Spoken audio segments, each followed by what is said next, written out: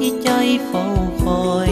ยังคิดถึงอยู่ทุกวันหากคงมันเพียงน้องคนนี้คำที่ปลอบใจ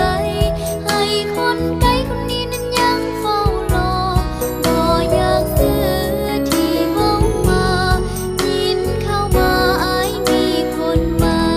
จงเสื่อใจอายคนนี้ที่บ่เคยคิดมีคนใหม่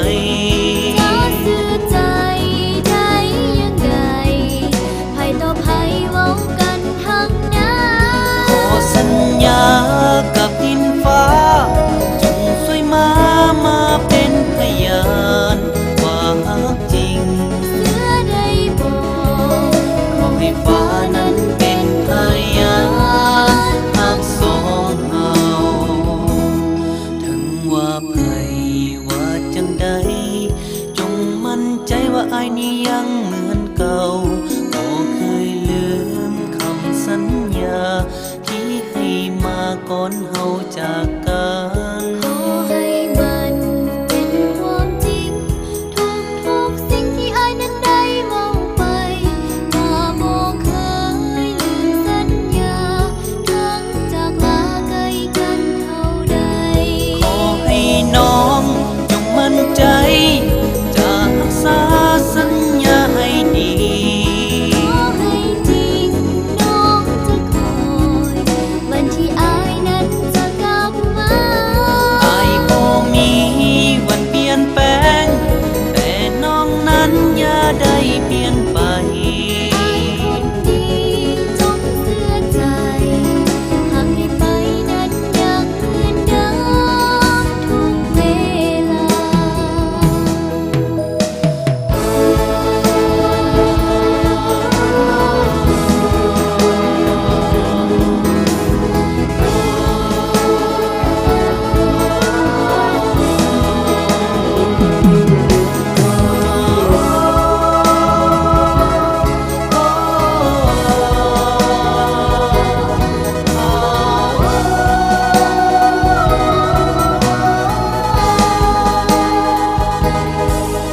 กายไกลใจห่วงหาอยากพบหน้าคนดีที่ใจเฝ้าคอยยังคิดถึงอยู่ทุกวันหากคงมันเพียงน้องคนนี้คำที่ปลอบใจให้คนไกลคนนี้นั้นยังเฝ้ารอบ่อยากซื้อที่หวังมายิ่งเข้ามาอายมีคนใหม่จงเสื่อใจอายคนนี้ที่บ่เคยคิดมีคนใหม่จะเสียใจได้ยังไงไผต่อไผเว้ากันทั้งนั้นขอสัญญากับดินฟ้าจงช่วยมาเป็นพยานว่าฮักจริงเสื้อได้บอกขอให้ฟ้านั้นเป็นพยานหากสองเราขอให้น้องจงมั่นใจ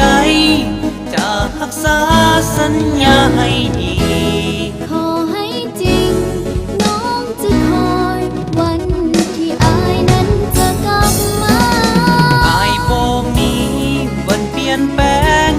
แต่น้องนั้นอย่าได้เปลี่ยนไปอายคนดีจงเชื่อใจหากให้ไปนั้นยังเหมือนเดิมทุกเวลา